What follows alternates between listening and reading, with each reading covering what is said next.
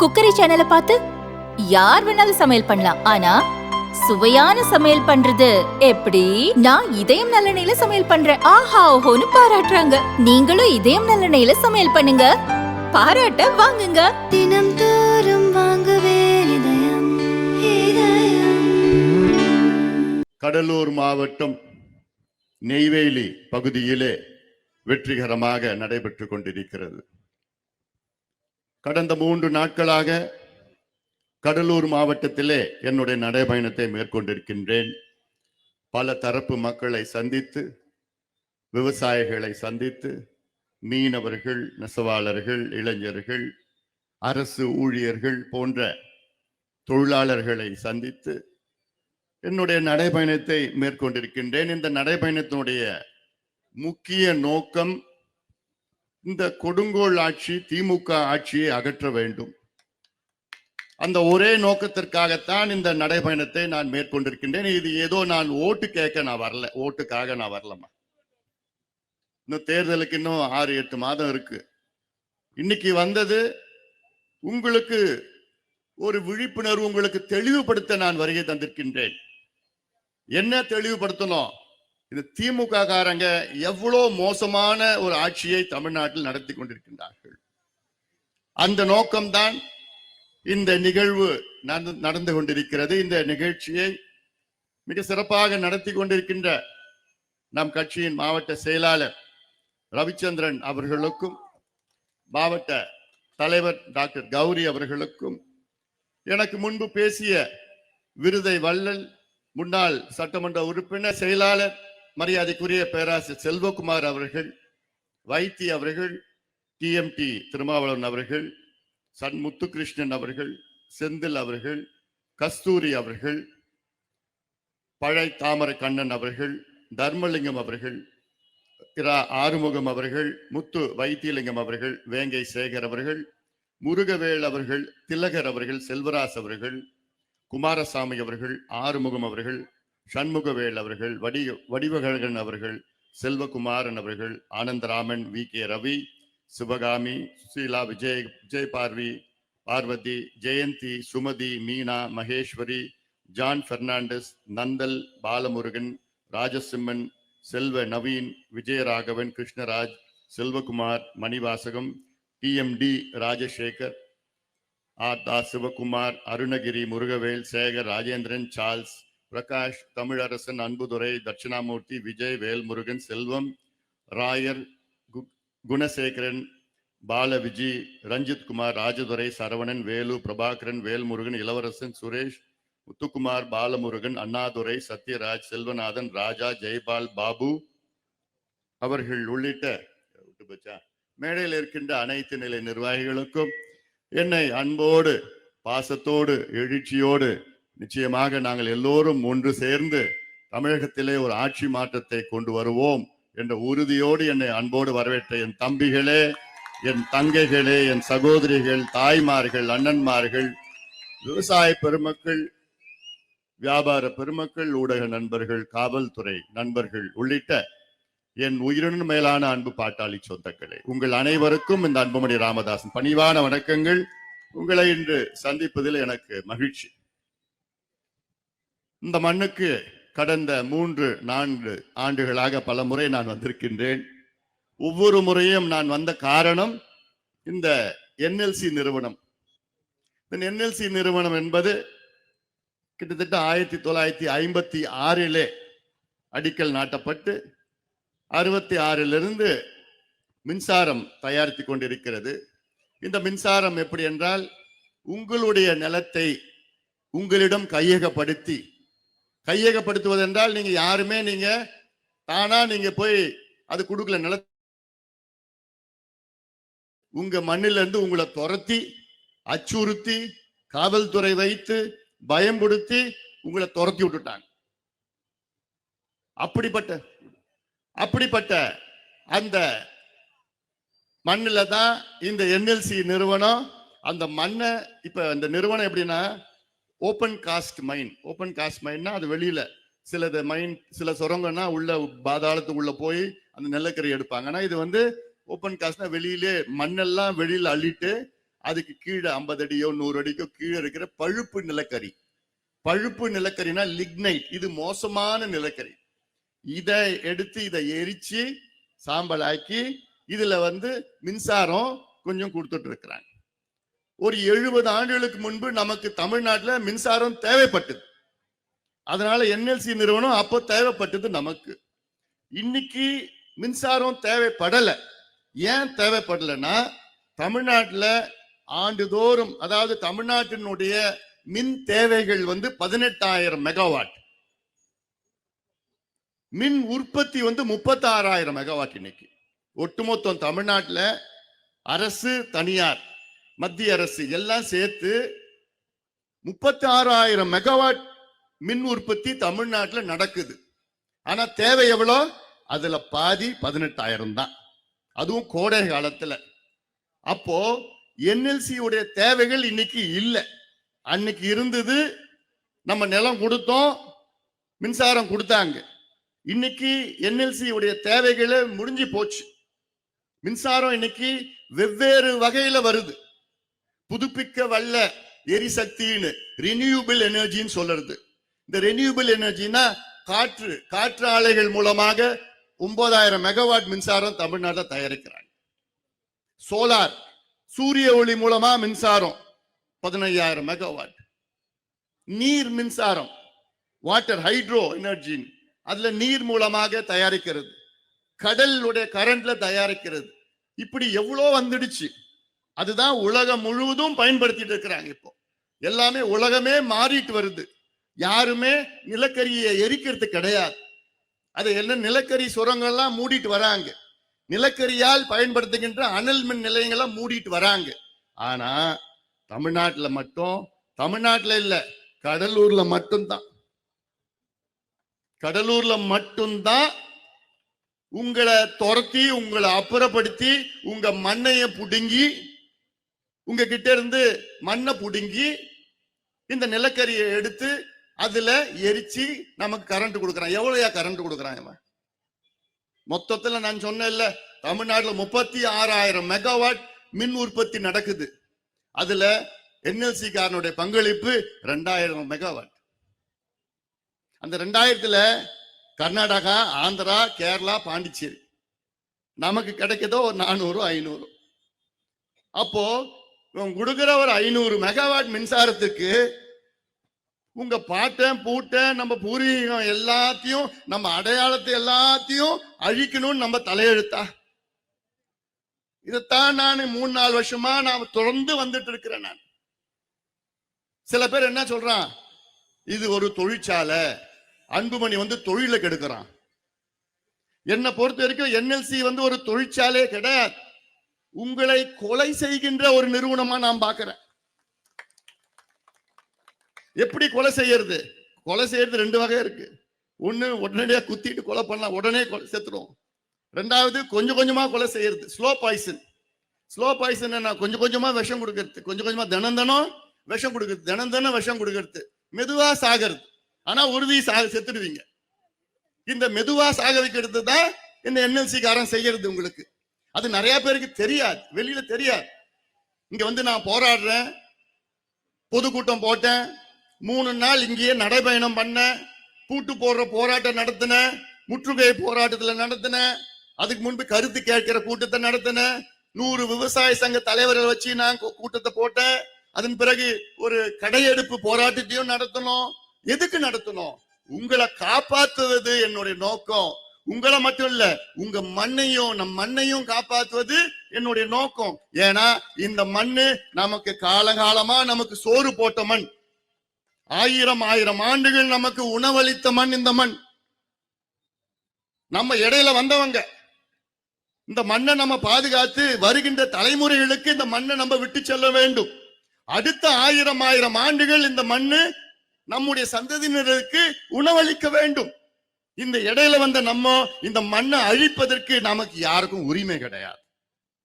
அந்த நோக்கத்திற்காகத்தான் இங்கே நான் போராடி கொண்டிருக்கின்றேன். என்எல்சி நிறுவனம் ஒரு நிறுவனமே கிடையாது. படுத்துறீங்களா? இந்த இன்னோவா, டொயோட்டா, ஸ்கார்பியோ எல்லாம் வந்துருச்சு. பெரிய பெரிய கார் வந்துருச்சு. யாராவது வந்து பெரிய பெரிய டிவி செட் வச்சிருக்கீங்களா வீட்டுல? எல்லாமே எல்இடி, எல்சிடி, பிளாஸ் என்னென்னமோ வந்துருச்சு. அதே போன்று தான் என்எல்சி காரன் அப்போ தேவைப்பட்டான், இன்னைக்கு தேவையில்லை. ஆனா தேவையில்லாத என்எல்சி காரனுக்கு திமுகவும் மு.க. ஸ்டாலின் முதலமைச்சர் அவர்களும் இங்க 2 அமைச்சர்களும் அவங்களுக்கு வரிஞ்சு கட்டிட்டு இருக்கிறாங்க.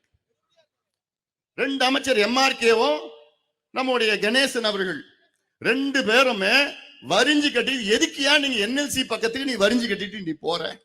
அவனால உனக்கு என்ன, இந்த மக்களுக்கு என்ன பிரயோஜனம், என்ன பயன், என்ன? எத்தனை பேருக்கு வேலை கொடுக்கறான்? எத்தனை பேர் இங்க தமிழ்நாட்டுக்காரங்க வேலை செய்யறாங்க? அங்க எல்லாமே இப்ப டெம்பரரி ஆக்கிட்டான், எல்லாமே டெம்பரரி ஆக்கிட்டான். யாரு கொடுக்கறா?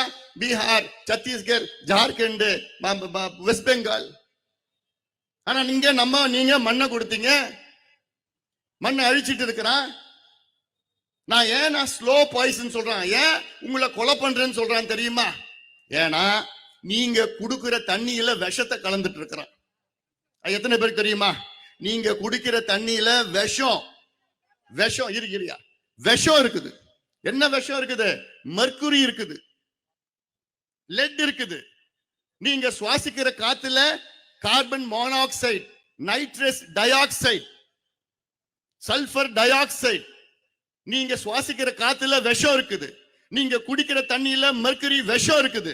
நீங்க வாழுற அந்த மண்ணில மர்க்குரி விஷம் இருக்குது.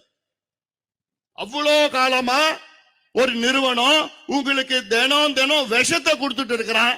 அதை பார்த்துட்டு சும்மா இருக்கிற ஆட்சி இன்னும் அவங்களை ஊக்குவித்து அவனுடைய நிலத்தை, உங்க நிலத்தை இன்னும் வேணும், இன்னும் வேணும், இன்னும் வேணும். எதுக்கு அவனுக்கு வேணும்? இவன் வச்சிருக்கிற நிலத்துல இன்னும் 20 வருஷமா அவன் தொழில் பண்ணலாம். ஆனா இன்னும் 10 வருஷத்துக்கு மேல உலகத்துல எந்த நிலக்கரி சுரங்கமும் பயன்படாது, வேலை செய்யாது.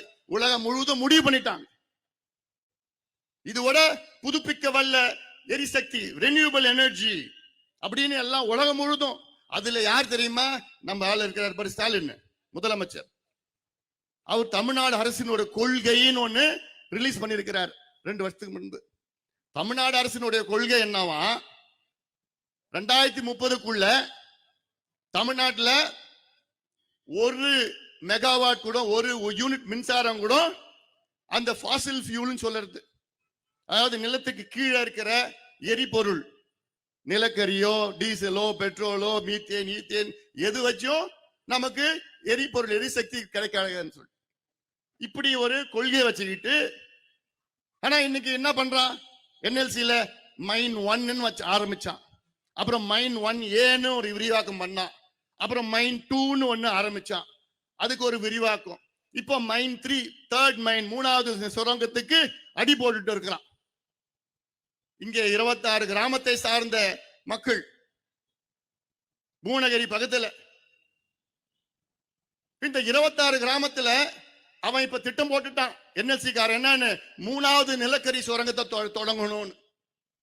இந்த திட்டம் போட்டது மட்டும் இல்ல, அவனுக்குள்ள இருக்கிற ஜெனரல் பாடி, என்எல்சி உடைய எக்ஸிகியூட்டிவ் கமிட்டி இதெல்லாம் அப்ரூவ் பண்ணி 3600 கோடி, 3500 கோடி அப்ரூவ் பண்றவங்க வரக்கூடாது, வரவே கூடாது, வர விட மாட்டோம், ஒரு பிடி மண்ணை கூட எடுக்க விட மாட்டேன் இந்த அன்புமணி ராமதாஸ். இது நான் வளர்ச்சிக்கு எதிரானவன் கிடையாது. நம்முடைய மண்ணை யார் அழிச்சாலும் அவனை நான் எதிர்ப்பேன். நான் யார் இருந்தாலும் சரி அவனை நான் எதிர்ப்பேன். இங்க மண்ணையும் மக்களையும் யார் அழிச்சாலும் இங்க அங்க போய் முதல்ல நிற்பேன். இது நான் ஏதோ அரசியலுக்காகவோ நான் வசனம் பேச வரல. நான் இங்க உங்ககிட்ட நான் தெளிவுபடுத்துறேன். நான் தினம் நீங்க விஷத்தை சுவாசிச்சிருக்கிறீங்க, விஷத்தை தண்ணி மூலமா உங்களுக்கு விஷத்தை குடிக்கிறீங்க. மண்ணில விஷம் இருக்குது, தண்ணியில விஷம் இருக்குது, காத்துல விஷம் இருக்குது. ஆனா இது எவனாவது டெஸ்ட் பண்ணி உங்களுக்கு சொல்லி இருக்கிறானா? இது ஒரு கவர்மெண்ட் ஐயா, அது நடத்துறவங்க கட்ட பஞ்சாயத்து நடத்திட்டு இருக்கிறானுங்க. ஒரு கவர்மெண்ட் ஐயா, ஒரு கவர்மெண்ட் என்ன பண்ணணும், ஒரு அரசாங்கம் என்ன பண்ணணும்? மக்கள் நல்லா இருக்கிறாங்களா? மக்கள் நல்லா இருந்தா நீ நல்லா இருப்ப. மக்களை பத்தி ஏதாவது கவலை இருக்கா அவங்களுக்கு? அரசாங்கத்துக்கு இல்ல. அவங்களுக்கு வேண்டியது காசு, லஞ்சம், பணம், டப்பு, துட்டு. இப்ப சில பேர் கேட்பாங்க, என்எல்சி எதிர்க்கிறான், இவன் தொழிலுக்கு எதிரானவன், வளர்ச்சிக்கு எதிரானவன், பொருளாதாரத்துக்கு எதிரானவன். நான் இவ்வளவு காரணம் சொல்லிட்டு இருக்கிறேன். இப்ப இங்க கடையெல்லாம் வச்சிருக்கிறீங்க, என்எல்சி டவுன்ஷிப்ல கொஞ்சம் பேர் வாழ்ந்துட்டு இருக்கிறாங்க. சுத்தி நாங்க தொழில் பண்றோம், கடை வச்சிருக்கிறோம், என்எல்சில கான்ட்ராக்ட் பண்றோம். இதெல்லாம் யார் பண்றது? நீங்க பண்றீங்களா? இங்க இருக்கிற மண்ணின் மைந்தர்கள் யாராவது பண்றீங்களா? இல்ல. நான் சொல்றேன், இங்க கடை வச்சிருக்கிறவங்க, இப்ப நான் சொன்னேன்ல, தினம் நீங்க விஷத்தை தான் நீங்க சுவாசிச்சிருக்கிறீங்க. யாருமே 50-60 வயசுலாம் தாண்டறதுக்கு கஷ்டம். இது ஒரு மருத்துவனா நான் சொல்றேன், ஒரு டாக்டரா நான் சொல்றேன். அவ்வளோ மோசமா இந்த என்எல்சி காரன் உங்களை நாசப்படுத்திட்டு, உங்க வாழ்க்கையை நாசப்படுத்திட்டு, உங்கள் பிள்ளைகள் குழந்தைகளுடைய வாழ்க்கையை நாசப்படுத்திட்டு இருக்கிறான். ஒரு உதாரணம் நான் சொல்றேன். பாதரசம் மர்க்குரி இருக்கு. மர்க்குரியுடைய பெர்மிசிபிள் அமௌண்ட் என்னன்னா 0.05. இங்க எவ்வளவு தெரியுமா இருக்கு? மண்ணுல 278. 0.05 தான் பெர்மிசிபிள் மர்க்குரி. ஆனா இங்க 278 இருக்குது. அப்போ எத்தனை மடங்கு அதிகமா? அதை பத்தி எந்த அமைச்சர், எந்த எம்எல்ஏ, இங்க லோக்கல்ல இருக்கிறோம் யாராவது, அரசாங்கம் எந்த கவலையாவது? இதைத்தான் நீங்க சுவாசிச்சு குடிக்கிறீங்க, அதுலதான் நீங்க விவசாயம் பண்றீங்க. அந்த விவசாயத்து பொருள்ல எல்லாமே நச்சு கலந்துருக்கு. இவன் எரிக்கிறான்ல நிலக்கரிய, என்எல்சி காரன், அந்த நிலக்கரியில அங்க துவள்கள் வெளியில வருது இல்ல. இது சுத்தி வட்டாரத்தை மட்டும் இல்ல, தினம் நீங்க அதை தான் நீங்க சுவாசித்து இருக்கீங்க. எனக்கு இங்க வரத்தையே பயமா இருக்கு. நான் இங்க இருக்கிறது 1 மணி நேரம் 2 மணி நேரம், ஐயோ மூக்கு பிடிச்சிருந்தா வரணும். நீங்க எதை பத்தியும் தெரியாம, நான் எங்க இருக்கிறேன்னா நான் டவுன்ஷிப்ல இருக்கிறேன். எவ்வளவு நாள் இருக்க போறேன் தெரியல. ஏன்னா இதெல்லாம் நான் சொல்றது, நீங்க சரி நீங்க வாழ்ந்துட்டீங்க, உங்க பிள்ளைங்க வாழணும்ல நல்லா. உங்க பிள்ளைங்களுக்கு சொன்னார்ல கௌரி சங்கர் டாக்டர், அவர் சொல்லணும்னு அவசியம் இல்லை, நான் சொல்றேன், நானும் டாக்டர் தான்.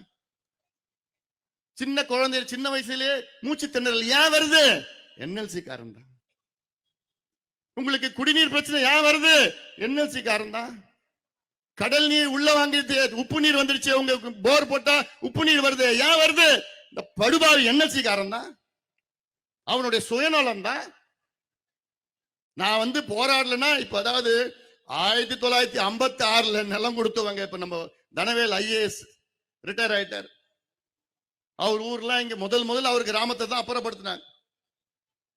அங்க போய் விருதாச்சலம் பக்கத்துல விஜயமா நகரம்னு ஒரு பகுதி, அங்க போய் எல்லாரையும் போய் லாரியில ஏத்திட்டு போய் அங்க போய் டம்ப் பண்ணி விட்டாங்க, போட்டாங்க. நான் இப்ப 3-4 வருஷமா போராடிட்டு இருக்கிறேன். இப்பதான் போன வருஷம் தான் அவங்களுக்கு பட்டாவே கொடுத்தான். எவ்வளோ? 56ல அவங்கள போய் அங்க போய் விஜயமா நகரத்துல போய் போட்டாங்க. 1956ல எப்ப பட்டா கொடுத்தான்? போன வருஷம். ஆக போன வருஷம் 299 பேருக்கு வேலை எடுத்தான்.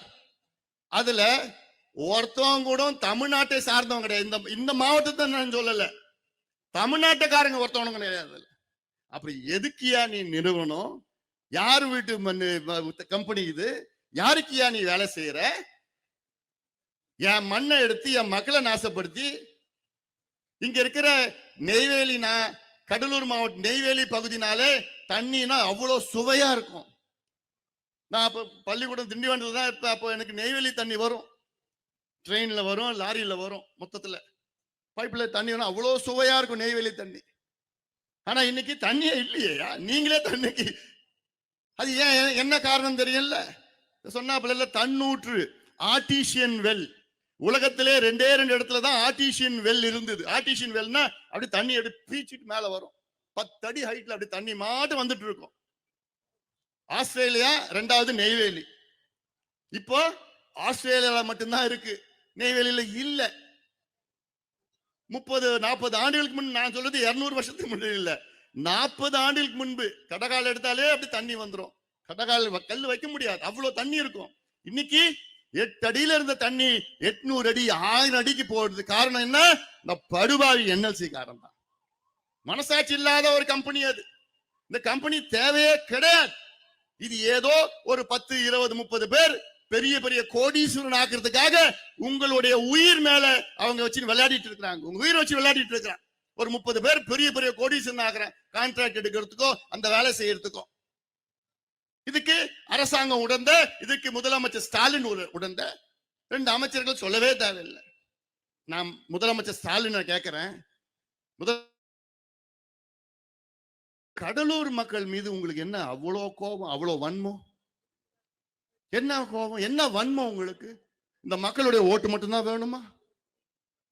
இதே முதலமைச்சர் ஸ்டாலின் அவர்கள் மதுரையில அரிட்டாப்பட்டின்னு ஒரு பகுதியில டங்ஸ்டன் சுரங்கம் அங்க தொடங்க திட்டமிட்டார்கள் மத்திய அரசுல.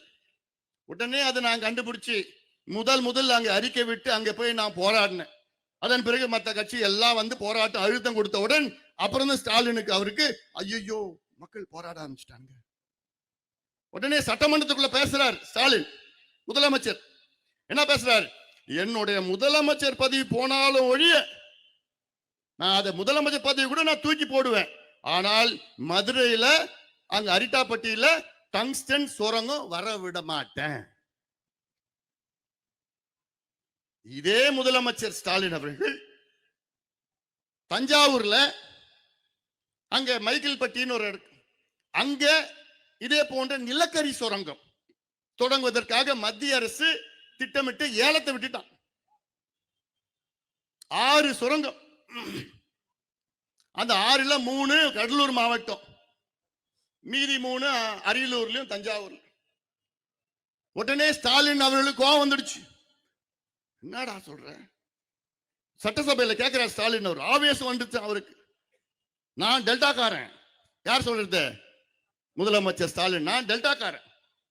காவிரி டெல்டாவில நிலக்கரி சுரங்கம் வர விட மாட்டேன். கோபமா ஆவேசமா பேசுற ஸ்டாலின். ஸ்டாலின் அவர்களே, கடலூர் மாவட்டத்துல NLC காரன் 3வது நிலக்கரி சுரங்கம் தொடங்குவோன்னு அவனுக்குள்ள இன்டர்னல் பர்மிஷன் கொடுத்துட்டான், நிதி ஒதுக்கீடு செஞ்சா அனுமதி கொடுத்துட்டான். போன வருஷம் மத்திய அரசும் அனுமதி கொடுத்துடுச்சு. இப்போ அந்த ஃபைல் யார்கிட்ட இருக்கு? யார்கிட்ட இருக்கு இந்த ஃபைல்? முதலமைச்சர் ஸ்டாலின். தமிழக அரசிடம் அந்த ஃபைல் வந்திருக்குது, அப்ரூவலுக்கு வந்திருக்கு. முதலமைச்சர் ஸ்டாலின் அவர்கள் அப்ரூவல் கொடுத்தாருன்னா நீங்க 26 கிராமத்து மக்கள் கிளம்புங்க. நீங்க கிளம்பிடணும். கிளம்பிடுவீங்களா? கிளம்பிடுவீங்களா? நீங்க கிளம்பினாலும் சரி, நான் விட மாட்டேன். இல்ல என்னன்னா, இங்க இருக்கிற அமைச்சர்கள், அதாவது ஒருத்தர் பார்த்தோன்னா வேளாண் துறை அமைச்சர், அவருடைய வேலை என்ன? வேங்கையன் மைந்தன். அவருடைய வேலை என்ன? வேளாண் துறை அமைச்சர். வேளாணை பாதுகாக்கணும், விவசாயத்தை பாதுகாக்கணும், விவசாயத்தை மேம்படுத்தணும், விவசாயிகளை பாதுகாக்கணும், விவசாய மண்ணை பாதுகாக்கணும். ஆனா இவரு புரோக்கர் வேலை பண்ணிட்டு இருக்கிறார். என்ன வேலை? நிலம், NLCக்கு நிலம் வாங்கி கொடுக்குற வேலை. சரி அமைதியாரியா, கொஞ்சம் பேசிட்டு இருக்கிறேன். ஏதோ கொஞ்சம் கோபமா பேசிட்டு இருக்கிறேன். இப்போ அதுக்குள்ள நேரத்துல பேசுங்க. உனக்கு எவ்வளவு கோபம் வருதோ எனக்கு அது மாதிரி 100 மடங்கு எனக்கு கோபம் இருக்கு. சரி கொஞ்சம் அமைதியா போதும். இவர் என்ன பண்றாரு இப்போ? உடனே காவல்துறை எவ்வளோ? 5000 பேர். நீங்க என்ன தீவிரவாதிகளா? கஞ்சா விற்கிறவங்களா? கள்ளச்சாரம் காசுறவங்களா? அவங்கெல்லாம் விட்டுடுவானுங்க. இவங்க 5000 பேர் போலீஸ் அப்படியே போட்டு கிராமத்தில் அப்படியே பயம்படுத்தி, அங்க இருக்கிறதே ஒரு 300 பேர் தான். அந்த 300 பேருக்காக 5000 பேர் போலீஸ் அப்படியே காமிப்பாங்க. அவங்க போலீஸ் பயம்படுத்தி அச்சுறுத்தி, ஒரு பக்கம் பயன்படுத்துவானுங்க, இன்னொரு பக்கம் காசு கொடுக்குறையா, உனக்கு நான் வேலை வாங்கி தர்றையா, நீ வாயா அப்படின்னு பேசி உடைச்சி அவங்கள பண்றது. மானங்கிட்ட தொழில இதுக்கு பதிலா வேற யாராவது தொழில் பண்ணிட்டு போலாம். மானங்கிட்டவனுங்களா? ஏயா நாளைக்கு யாரையா உன் பிள்ளைங்க, உன் பேர பிள்ளைங்களை யாரையா சோறு போடுவா? எங்க இந்த சோறு கிடைக்குங்க? எங்கயா பிச்சை எடுக்க போற சோறுக்கு? எங்க என்ன நம்ம என்ன ஆந்திரா கிட்ட பிச்சை எடுக்க போறோமா? இல்ல தாய்லாந்து, லாவோஸ், கம்போடியா, வியட்நாம் கிட்ட போய் பிச்சை எடுக்க போறோமா? ஐயா நாங்க எங்க மண்ணை அழிச்சிட்டோம்யா, எங்க மண்ணை அழிச்சு நாங்க தொழிற்சாலையை கொண்டு வந்துட்டோம்யா, எங்களுக்கு மண்ணை அழிச்சு நாங்க கரண்ட் கொண்டு வந்துட்டோம்யா, எங்களுக்கு சோறு இல்லையா ஐயா, எங்களுக்கு யாராவது சோறு போடுங்க ஐயா. இதெல்லாம் நான் சும்மா சொல்லமா, நடக்கும். திமுக ஆட்சியில இருந்தா. அதனாலதான் நான் சொல்றேன், இவங்க மறுபடியும் வரக்கூடாது. அதுக்காக தான் நான் சொல்றேன். இதை நான் பேப்பர் இப்ப ஸ்டாலின் கேட்கிறேன். முதலமைச்சர் ஸ்டாலின் அவர்களே, உங்களுக்கு மதுரையில சுரங்கம் தொடங்கினா உங்களுக்கு அப்படியே கோபம் பொங்கிட்டு வருது. உங்களுக்கு டெல்டா தஞ்சாவூர்ல காவிரி டெல்டாவுல நிலக்கரி சுரங்கம் தொடங்கணும் அப்படியே ஆவேசமா நான் டெல்டாக்காரன் சொல்றீங்க. கடலூர்ல 3வது நிலக்கரி சுரங்கம் தொடங்குவோம் என்று மத்திய அரசும் அனுமதி கொடுத்துட்டா, என்எல்சி அனுமதி கொடுத்துட்டா. இப்ப உங்ககிட்ட இருக்க இந்த ஃபைலு இது வரைக்கும் ஒரு வார்த்தை முதலமைச்சர் ஸ்டாலின் அவர்கள் இந்த 3வது நிலக்கரி என்எல்சி சுரங்கத்தை நான் அனுமதிக்க மாட்டேன் ஸ்டாலின் சொன்னது கிடையாது. இது எவ்வளவு பெரிய ஒரு மோசடி, எவ்வளவு பெரிய ஒரு மோசடி. அதனாலதான் கேட்கிறேன், உங்க மேல என்ன கோபம், உங்க எவ்வளவு என்ன கோபம் ஸ்டாலினுக்கு, வன்மம். மதுரை அதை சொல்லிட்டான் பாடுறா, அதான் சொல்லிட்டான். ஏன்னா இந்த சமுதாயத்தில் நீங்க பிறந்துட்டீங்க, இந்த சமுதாயம் ஓட்டு மட்டும் வேணும், இந்த சமுதாயம் ஓட்டு மட்டும் வேணும், இந்த சமுதாயம் உங்களுக்கு நிலம் வேணும், ஓட்டு வேணும், உங்களை அப்புறப்படுத்தணும். ஆனா நீங்க உங்களை காலி பண்ணி என்எல்சி காரனுக்கு தாரவத்து கொடுக்கணும். அதாவது என்எல்சி காரன் இப்ப என்ன பண்றான், பேராசக்காரன். நீங்களாம் ஏமாளிகள் இல்ல, ஏமாளிகள் தானே? ஆமா, இல்லைன்னு சொல்லாதீங்க, நீங்க ஏமாளிகள் தான், ஏமாளிகள் தான். மதுரைக்காரங்க அவங்க நல்ல விவரமானவங்க.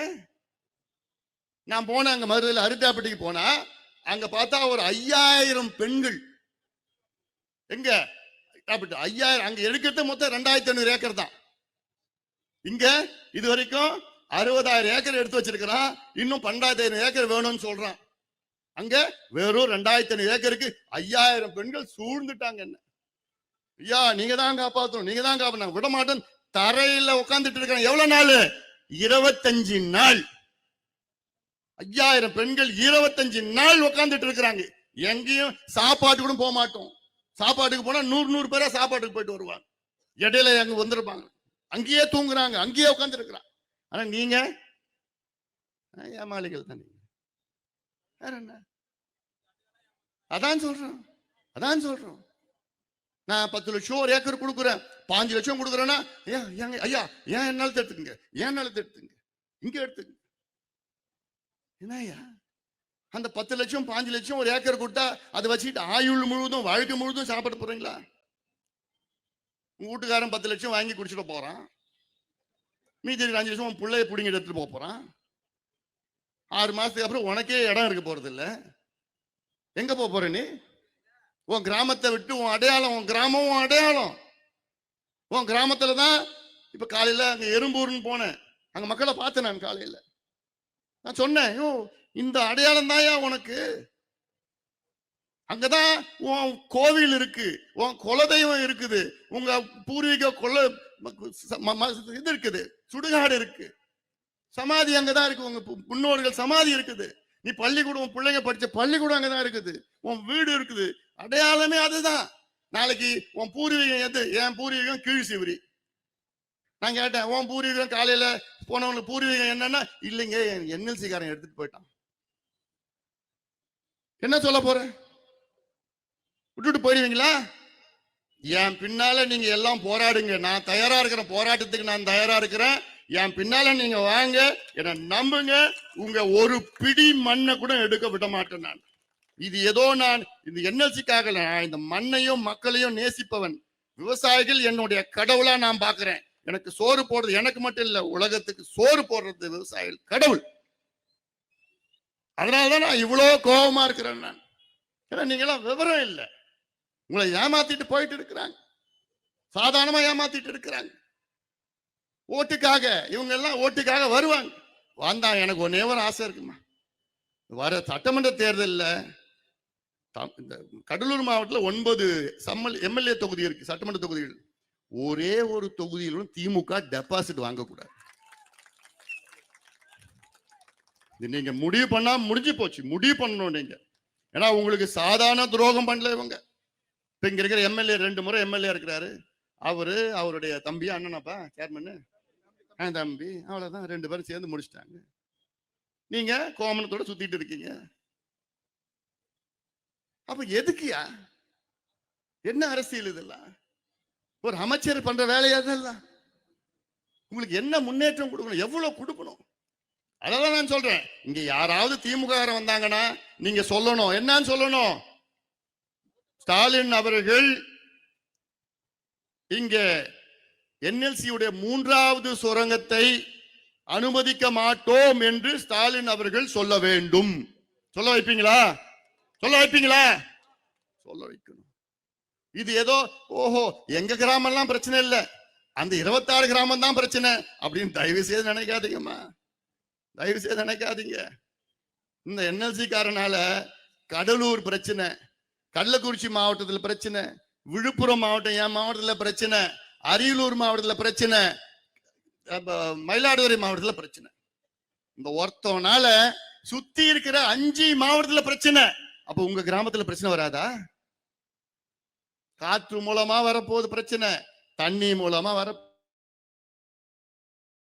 அதனால அப்படியே பெரிய பெரிய பம்ப் அடிச்சு வெள்ளம் வருது பாரு, வெள்ளம் அடிச்சுன்னு போகுது. அவன் மனசாட்சி இல்ல அவனுங்களுக்குலாம். இங்க வந்து சிஎஸ்ஆர் இல்லையா, அது இல்லையா, அது இல்லையான்னு சொல்லிட்டு இருக்கிற நீ. இந்த கம்பெனியை இழுத்து மூடணும்னு நான் சொல்றேன். அவனுடைய சிஎஸ்ஆர் தான் கிழிக்க போறானுங்க, இவ்வளவு நாளா கிழிச்சானுங்க, இப்ப கிழிக்க போறான் அவன் சிஎஸ்ஆர்ல. அவன் போடுற பிச்சையில யாருக்கே வேணும் ஃபண்ட்ஸ், சிஎஸ்ஆர் ஃபண்ட்ஸ் எல்லாம்? இங்க உயிர் போயிட்டு இருக்குது, மக்கள் செத்துட்டு இருக்கிறாங்க, கொஞ்சம் கொஞ்சமா செத்துட்டு இருக்கிறாங்க, குழந்தைகள் பாதிப்பு, எத்தனை பேருக்கு கேன்சர் வந்திருக்கு. பூ உலக நண்பர்கள் ஒரு ஆய்வு நடத்தினாங்க, அவங்க எல்லாம் சயின்டிபிக் ஆய்வு நடத்துறாங்க, சயின்டிபிக்கா. அந்த ஆய்வுல மோசமான சூழல் இருக்கிறதுன்னு சுத்தி வட்டாரத்துல, இங்க இருக்கிற கடையில இருந்து சுத்தி தொழில இருந்து இங்க இருக்கிற வாழ்ந்து கொண்டிருக்கின்ற வீடுகள் எல்லாம் உங்களுக்கு ஆபத்து ஆபத்து ஆபத்து. யாரால? என்எல்சியால உங்களுக்கு ஆபத்து ஆபத்து ஆபத்து. உங்க குழந்தைகளுக்கு பேராபத்து. ஆனா எதுவும் கண்டுக்காம நீங்க இருந்துடாதீங்க, கேள்வி கேளுங்கள், கேள்வி கேளுங்கள். கேள்வி கேட்டாதான் உங்களுக்கு நியாயம் கிடைக்கும். நான் கேட்டேன், ஏயா கிட்டத்தட்ட சொன்னாங்கல்ல 10-15 முறை நான் வந்திருக்கிறேன். நான் வந்து போராடி, அதுக்கு முன்பு நம்மளுடைய மருத்துவர் ஆர்ஜி இருக்காரு, ஐயா இருக்கிறாரு, ஐயால இருந்து 30-40 வருஷமா போராடிட்டு இருக்கிறோம். அன்னைக்கு போராடினது நிலத்தை அப்பதான் கொஞ்சம் கரண்ட் தேவைப்பட்டது. அன்னைக்கு போராடினது நிலத்துக்கு அதிக விலை கொடுங்கன்னு. இன்னைக்கு போராடுறது நிலத்தை எடுக்காதீங்க, போதும், நிலத்தை எடுக்கிறது வேண்டாம். சரி, இப்ப என்ன சொல்லுவாங்க, அதுல 10,000 பேர் வேலை செய்யறாங்க, அவங்க எதிர்காலம் என்னன்னு கேட்பான், அவங்க குடும்பம் எல்லாம் இருக்குன்னு கேட்பான். 10,000 பேர் வேலை செய்யறாங்கல்ல, இப்ப நான் ஒரு வழி சொல்றேன். 2 வழி இருக்கு. அது வந்து ஒன்னு டெம்பரரி, இன்னொன்னு வந்து பர்மனன்ட் தீர்வு. டெம்பரரி என்ன?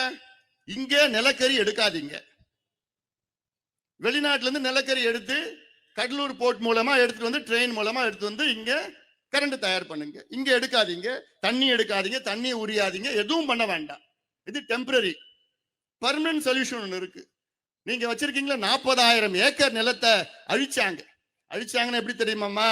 மேல மண் அப்படியே, மண்ணுனா மேல மண்ணுனா 5 அடி 10 அடி இல்ல, 100 அடி 150 அடி மண்ணு, மேல மண் அப்படியே எடுத்து அதுக்கப்புறம் நிலக்கரி எடுத்து அந்த மண்ணை அப்படியே விட்டுட்டாங்க.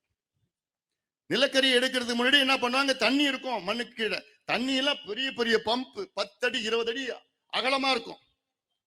உறிஞ்சி உறிஞ்சி உறிஞ்சி எடுத்தாதான் அந்த நிலக்கரி எடுக்க முடியும். அதை எடுத்து அழிச்சுட்டாங்க. அந்த மாதிரி அழிச்ச மண், அதுல புல்லு பூண்டு கூட வராது. இன்னைக்கு அந்த அழிச்ச மண் எவ்வளவுன்னா 40,000 ஏக்கர் அழிச்சிருக்கிறோம். 40,000 ஏக்கர். 3 போகம் நமக்கு உணவளித்த அந்த மண், சோறு போட்ட மண் அழிச்சுட்டான். சரி, அந்த மண்ணை என்ன பண்ணு, சோலார போட்டு விடு, சோலார் பவர் பிளான்ட் போடு. நீ இப்ப நீ தயாரிக்கிறது 2200 மெகாவாட். நீ சோலார் போட்டுனா 8000 மெகாவாட் நீ தயார் பண்ணலாம். ஒண்ணுமே யாருக்கும் ஒன்னும் பிரச்சனை இருக்கு. இப்ப இருக்கிற 10,000 பேருக்கு அங்க வேலை கொடு, இதே 10,000 பேருக்கு நீ வேலை கொடு. ஏன் இந்த என்எல்சி தூத்துக்குடியில ஒரு அனல் மின் நிலையத்தை இயங்கிட்டு இருக்கிறானுங்க. இதே என்எல்சி தூத்துக்குடியில கரண்ட் தயாரிக்கிறான். எப்படி தயாரிக்கிறான்? வெளிநாட்டுல இருந்து இறக்குமதி, நிலக்கரி இறக்குமதி பண்ணி அங்க தயாரிக்கிறான். ஏன் அது இங்க பண்ண முடியாதவனால? அப்ப இங்க வேலை கொடுக்கலாம். இதெல்லாம் தீர்வு இருக்கு. ஆனால் ஆனால் அவனுக்கு அதெல்லாம் வேணாம். உங்க நிலம் தான் வேணும். எதுக்கு வேணும் தெரியுமா? இதெல்லாம் நிலத்தை உங்ககிட்ட இருந்து புடுங்கி நாளைக்கு யார்கிட்ட விற்க போறான்? யார்கிட்ட விற்கப்பான்? அதானே. தனியார்கிட்ட கொடுத்துட போறான். திட்டம் போட்டு பிளான் பண்ணி வச்சிருக்கிறான், மாஸ்டர் பிளான். அதுக்குதான் நிலத்தை எடுக்கிறான், குடு குடு குடு குடு குடு பிச்சு எடுத்துட்டு இருக்கிறான். அதுதான் 3வது சுரங்கம். இதை விட்டுட்டா அப்புறம் பாளையங்கோட்டை திட்டம். பாளையங்கோட்டை திட்டம் திருநெல்வேலி திட்டம் கிடையாது. வீராணம் பகுதியில் இருக்கிற சேத்தியாத்தோப்பு திட்டம், பாளையங்கோட்டை திட்டம், வீராணம் திட்டம். வீராணம் திட்டம் என்ன தெரியுமாமா? வீராணம் ஏரி சுத்தி இருக்கிற நிலத்துல அதை கையகப்படுத்தி அதுல நிலக்கரி எடுக்கணுமா. படுபாவை வாயில வருதாச்சு. அதாவது வீராணம் ஏரி, நம்முடைய சோழர்கள் வெட்டிய ஏரி, அது சுத்தி இருக்கிற நிலத்தை எடுத்து அதுல நிலக்கரி எடுக்கணுமா. அப்புறம் நீங்க அமைதியா எடுத்துட்டு போங்க, அப்படிதானே தம்பிங்களா? டேய் வாங்கடா, வாங்க, கோவப்படுங்கடா, ஆத்திரப்படுங்க. பாத்தீங்கல்ல என்ன ஆச்சு நேபாள்ல? பாத்தீங்களா என்ன ஆச்சுன்னு? பாத்தீங்கல்ல என்ன நடந்தது நேபாள்ல? போனை பாத்துட்டு இருக்கீங்களா? நேபாள் என்ன நடந்ததுன்னு 4-5 நாளைக்கு முன்னாடி ஒரு புரட்சி நடந்து அங்க ஆட்சி மாற்றம் நடந்திருக்கு. அப்படி பண்ணணும்னு சொல்லல உங்களை. அமைதியான ஆட்சி மாற்றம் உங்களால முடியும். இதே ஆட்சி மாற்றம் போன வருஷம் பங்களாதேஷ்ல நடந்தது. யாரால் நடந்தது? உங்களை போன்ற இளைஞர்களால் நடந்தது. இதே ஆட்சி மாற்றம் 2 ஆண்டுகளுக்கு முன்பு இலங்கையில நடந்தது. யாரால் நடந்தது? உங்களை போன்ற இளைஞர்களால் நடந்தது. அதனால்தான் நான் சொல்றேன், உங்களை போன்ற இளைஞர்களால் தமிழ்நாட்டிலே ஒரு ஆட்சி மாற்றம் நடக்கணும். இந்த கொடுங்கோல், இந்த ஊழல், திமுக ஆட்சியை அகற்ற வேண்டும். காலம் நேரம் வந்து விட்டது. இங்க இந்த மாவட்டம் முந்திரி பலா, முந்திரி விவசாயிகள், பலா விவசாயிகள் எல்லார் வீட்லயும் பார்த்தா அங்க ஏதாவது இருக்கும், பலா இருக்கும். இப்ப முந்திரி எடுத்துக்கங்க. ஏதாவது இந்த தானே புயலுக்கு முன்பு நல்ல ஓஹோன்னு இருந்தது. ஆனா தானே புயல் வந்த பிறகு கிட்டத்தட்ட 70 விழுக்காடு மரம் விழுந்துடுச்சு. அப்ப என்ன சொன்னாங்க அரசாங்கம்? உங்ககிட்ட ஏமாத்தினானுங்க, நாங்க வந்து செடி நடக்கிறோம், ஹைபிரிட் செடி கொடுக்குறோம். கொஞ்ச நாளுக்கு முன்பு ஒரு மூட்டை முந்திரி 4000-5000. இதை நம்பிதான் இவ்வளவு பேர் இருக்கிறாங்க. ஆனா இங்க இருக்கிற முந்திரி பருப்பு பாத்தீங்கன்னா கொஞ்சம் கலரா இருக்கும், ஆனா சுவையா இருக்கும். ஆனா என்ன பண்றானுங்க இங்க திமுக முன்னாள் எம்பி எல்லாம் திமுக தான் எல்லாம் பண்றதெல்லாம். அவன் என்ன பண்றான்? தென்னாப்பிரிக்கால இருந்து, போட்ஸ்வானால இருந்து, கானாவில இருந்து, மதகாஸ்கர்ல இருந்து, ஐவரி கோஸ்ட்ல இருந்து எல்லா முந்திரி கூட இறக்கி பாலிஷ் பண்ணி, அந்த பாலிஷ் பண்ண முந்திரி வந்து பெருசா இருக்கும், வெள்ளையா இருக்கும், ஆனா சுவையே இருக்காது, ஊட்டச்சத்தே இருக்காது, அதுல சத்து இருக்காது. அதுல அதான் இட்டு வந்து கொடுக்குறாங்க. அதாவது தமிழ்நாட்டுல 6 மாவட்டத்துல முந்திரி விளையுது. எல்லாத்துலயும் அங்கங்க இருக்குது, ஆனா அடர்த்தியா விளையிறது 6 மாவட்டத்துல. அதெல்லாம் கடலூர் மாவட்டத்துல பாத்தீங்கன்னா தமிழ்நாட்டுல விளையிற முந்திரியில சாகுபடியில 3ல் 1 பங்கு கடலூர் மாவட்டத்தில், 3ல் 1 பங்கு சாகுபடி. ஆனால் விளைச்சல்ல, முந்திரி விளைச்சல்ல 48 விழுக்காடு கடலூர் மாவட்டம் கொடுக்குது. சாகுபடி 3ல் 1 பங்கு, விளைச்சல் 48, 50%. தமிழ்நாடு உற்பத்தியில பாதி உற்பத்தி கடலூர்ல. ஏன்னா இந்த மண்ணு, இந்த வளம் அப்படி இருக்கு. ஆனா அதுக்கு ஊக்குவிக்கிறதுக்கு அரசாங்கத்தால முடியல. இதுல ஒரு வேளாண் துறை அமைச்சர் நேற்று பேசிட்டு போன, இன்னைக்கு ஒரு அரசு வெளியீடு, செய்தி வெளியீடு என்னன்னு, நாங்க முந்திரிக்கு வாரியம் நாங்கள் அறிவிச்சுட்டோம். எப்ப அறிவிச்சாங்க? எப்போ? 6 மாதத்திற்கு முன்பு. இதைத்தான் நான் சொன்னேன். இதுக்கு எப்போ வாக்குறுதி கொடுத்தானுங்க? புக்கு கொடுறேன். வாக்குறுதி எப்ப கொடுத்தாங்க? 2021 தேர்தல் நேரத்தில். என்ன வாக்குறுதி? திமுக ஆட்சிக்கு வந்தால் நாங்கள் வாரியத்தை அமைப்போம், அதுக்கப்புறம் முந்திரி ப்ராசஸிங், முந்திரி வந்து அது ப்ராசஸ் பண்ணி வர்றதுக்கு நாங்க வந்து ஜோன் அமைப்போம். கிழிச்சிங்கடா.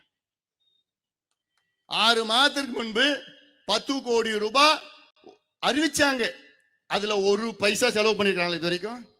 நேத்து நான் கேள்வி கேட்டோன்னா ஒரு பதில் வருது. இன்னைக்கு அரசு செய்தி வெளியிடு நீங்க பதில் வருது, நாங்க வாரியத்தை அறிவிச்சோம். உங்க அறிவிப்பை தெரியாத நான் வெத்து அறிவிப்பு இதுலதான் காமிச்சிருக்கேன். நான் புத்தகத்தை நீங்க படிக்கமா எல்லாம். விடியல் எங்கேன்னு ஒரு புத்தகத்தை நான் தயார் பண்ணிருக்கிறேன். இந்த புத்தகம் என்ன தெரியுமா? திமுக 2021 ஆட்சி வருவதற்கு முன்பு உங்களுக்கு கொடுத்த 505 வாக்குறுதிகள், 505 சத்தியங்கள். என்ன சொன்னாங்க திமுககாரங்க? முதலமைச்சர் பிறகு முதலமைச்சர் என்ன சொன்னாரு? 505 சத்தியங்கள் உங்களுக்கு கொடுத்தார். நாங்க ஆட்சிக்கு வந்த உடன் இதை நிறைவேற்றுவோம். இது எல்லாமே இருக்கு. அதுல எவ்வளவு தெரியுமா நிறைவேற்றி இருக்கிறாங்க? வெறும் 66 தான். வெறும் 66. 505ல வெறும் 66. நான் சும்மா சொல்லணும்னு நான் சொல்லல, ஒரு புத்தகமே நான் போட்டு இருக்கிறேன். புத்தகமே நான் போட்டிருக்கேன், படிங்க, எல்லாத்துக்கும் காமிங்க, சொல்லுங்க. அந்த 505ல 66னா எத்தனை விழுக்காடு தெரியல? 13. 13 விழுக்காடு, 13% அவங்களோட வாக்குறுதிகள் மட்டும்தான் திமுக நிறைவேற்றி இருக்கிறது முழுமையாக. அரைகுறையா கொஞ்சம் பண்ணிருக்கிறாங்க, ஆனா முழுமையா வெறும் 13%. ஒரு எக்ஸாம்ல பாஸ் பண்ண எவ்வளவு வாங்கணும்? எத்தனை மார்க் வாங்கணும்? 35 மார்க் வாங்கணும். எவ்வளவு? வெறும் 13மா. ஃபெயில் ஆயிடுச்சுமா திமுக. வெறும் 13 மார்க் வாங்கி, 13னா ஃபெயில் தானே? ஃபெயில் ஆயிடுச்சு திமுக. ஃபெயில் ஆன கட்சி மறுபடியும் ஆட்சிக்கு வரலாமா? வர விடுவீங்களா? முடிஞ்சு போச்சு. அவங்களுக்கு நிர்வாகம் தெரியாது, ஆட்சி தெரியாது, என்ன நடக்குதுன்னே தெரியாது. முதலமைச்சருக்கு எதுவும் தெரியாது. லஞ்சம், ஊழல், காசு, கொள்ளை, இதுதான் தெரியும். இதைத்தான் நான் சொல்லிட்டு இருக்கிறேன். அதே மாதிரி பலா விவசாயிகள் கோரிக்கைகள்லாம் என்ன? இந்த முந்திரி எல்லாம் அதை பதப்படுத்தி அது மதிப்பு கூட்டி, வேல்யூ அடிஷன். உலகம் முழுவதும் முந்திரிக்கு டிமாண்ட் இருக்கு. உலகம் முழுவதும் டிமாண்ட் இருக்கு. எவ்வளவு செய்யலாம், எவ்வளவு நன்மைகள் செய்யலாம். ஆனா அதை பத்தி எந்த எள்ளளவும் இங்க இருக்கிற அமைச்சர்களுக்கோ முதலமைச்சருக்கோ எந்த கவலை, எந்த அக்கறையும் கிடையாது. கேடு கட்டானீங்க என்ன, அவ்வளவுதான். இப்ப முந்திரியே விட்டுட்டாங்க, எல்லாத்தையும் மரத்தெல்லாம் வெட்டிட்டு மாம் போடுறாங்க, வேற ஏதாவது பண்ணிட்டு இருக்கிறாங்க, அவ்வளவுதான். பலா ஹைவேஸ்ல போனா பாவம் பலா விவசாயிகள். எவ்வளவு சுவையான ஒரு பலாப்பழம், பண்ருட்டி பலாப்பழம், நெய்வேலி பலாப்பழம், கடலூர் பலாப்பழம்னா எவ்வளவு சுவையான அந்த மண்ணினுடைய மகிமை அது. கேரளாவிலும் இருக்கு பலாப்பழம், ஒசரமா மரம் இருக்கும், அதுல சுத்தமா சுவையே இருக்காது. ஆனா கேரளாக்காரன் என்ன பண்றான்? அந்த கேரளா பலாப்பழத்துல 200 வகையான பொருட்களை தயாரிக்கிறான். 200 வகையான பொருட்கள் கேரளாவில். அங்க கவர்மெண்ட் அங்க ஈடுபட்டு தனியா ஒரு ஜோன் வச்சிருக்கிறான். அதுல ஆய்வு பண்ணிருக்கிறான். ஆய்வு சயின்டிபிக் ரிசர்ச் பண்ணி அந்த பலாவை காய வச்சு 1 வருஷம் ஃபுல்லா யூஸ் பண்றான். பலா பவுடர் யூஸ் பண்றான், பலா பிஞ்சிய பயன்படுத்துறான், பலா கொட்டையா பயன்படுத்துறான். ஆனா இங்க நம்ம ஆளுங்க அதை பத்தி கவலையே இருக்குதா, அக்கறை இருக்குதா? அந்த ரோட்ல பாவம் பலா எடுத்துட்டு போய் அங்க வரவங்க வண்டிங்கெல்லாம் வித்துட்டு இருக்குங்க. எவ்வளவுக்கு வித்துக்குதுங்க? எவ்வளவு கொடுக்குறான் பலாப்பழத்துக்கு? 10 ரூபாய், 5 ரூபாய், 20 ரூபாய், 25 ரூபாய். 10-15 வருஷத்துக்கு முன்னாடி ஒரு பலாப்பழம் 150, 175 போச்சு. இன்னைக்கு 10 ரூபாய், 5 ரூபாய், 20 ரூபாய். இதெல்லாம் யாரால? முதலமைச்சர் ஸ்டாலினும் திமுகவால தான் இதெல்லாம் நடக்குது. அதான் சொல்றேன், இதெல்லாம் எங்க கிட்ட ஒரு வாய்ப்பு கொடுத்து பாருங்க. என்கிட்ட ஒரு வாய்ப்பு கொடுத்து பாருங்க.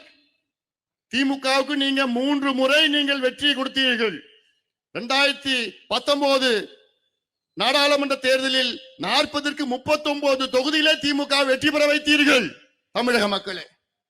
2021 திமுகவுக்கு ஆட்சியை கொடுத்தீங்க. 2024 40க்கும் 40 கொடுத்தீங்க. 3 தேர்தலிலும் வெற்றி கொடுத்த தமிழக மக்களுக்கு திமுக உங்களுக்கு மீண்டும் கொடுத்தது ஏமாற்றம். நாமம் போட்டான், சுவாக பண்ணிட்டான், எல்லாத்தையும் சுவாக ஏமாத்தி காசு கொள்ளடிச்சு நாசப்படுத்திட்டு இருக்கிறான். பெண்கள் நடமாட முடியல. அன்னைக்கு 80 வயசு பாட்டியை கூட்டிட்டு போய் எடுத்துட்டான். என்னன்னா கஞ்சாவில இருந்தான், போதையில இருந்தான். இதுதான் கலாச்சாரம். திராவிட மாடல்னா என்ன? தமிழ்நாட்டில் கஞ்சா விற்கிறது தான் திராவிட மாடல். தமிழ்நாட்டு பெண்களை பாலியல் வன்கொடுமை செய்வதுதான் திராவிட மாடல். அதான் நான் சொல்லிட்டு இருக்கிறேன். மது சந்து, டாஸ்மாக் கடையில சந்து கடை. இந்த ஆட்சியை அகற்ற வேண்டும். ஏமா நீங்க எல்லாம் முடிவு பண்ணுங்க.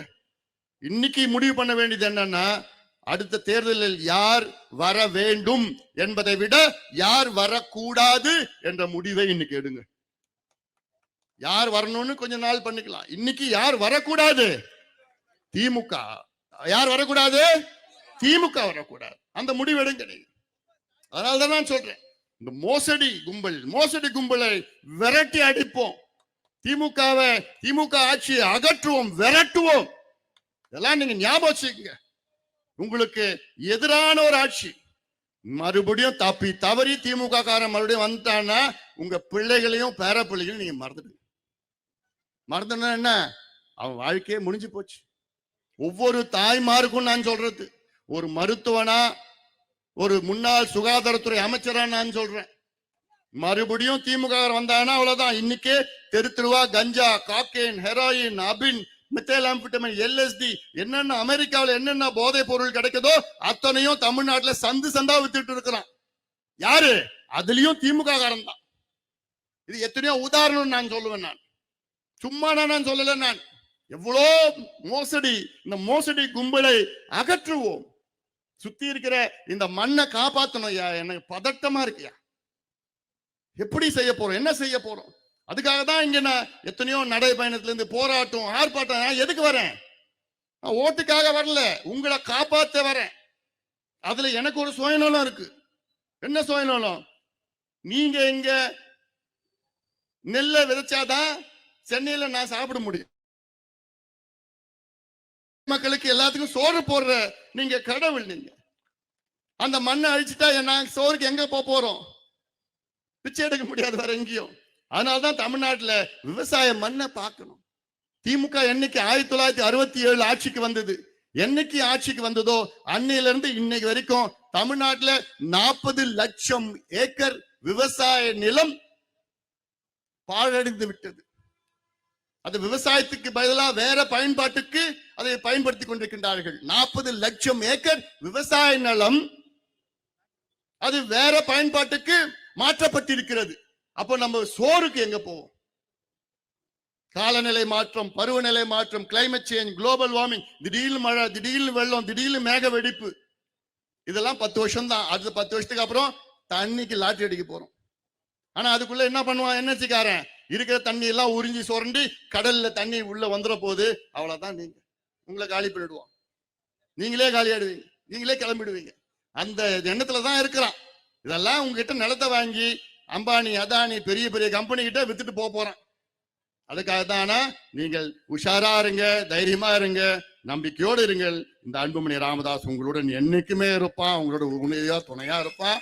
எனக்கு இந்த என்எல்சி நிச்சயமா இது தேவையில்லாத ஒரு நிறுவனம். இது வேண்டாம். இதனால பாதிப்பு தான் அதிக பெரிய பாதிப்பு. இந்த நெய்வேலியில் மட்டுமில்லை, இந்த ஒட்டுமொத்த 5 மாவட்டத்திற்கும் பாதிப்பு என்எல்சி காரனால. அதனால இதெல்லாம் வேண்டாம், என்எல்சி நிறுவனமே மூடுங்க, வேண்டாம் வேண்டாம் வேண்டாம் என்று சொல்லி இந்த நிகழ்ச்சியை மிக சிறப்பாக ஏற்பாடு செய்த அத்துணை நிர்வாகிகளுக்கும் நாம் உரிமைகளை மீட்டெடுப்போம். ஊழல், கொடுங்கோல், மக்கள் விரோத ஆட்சி திமுகவை அகற்றுவோம், திமுக ஆட்சியை அகற்றுவோம். நன்றி.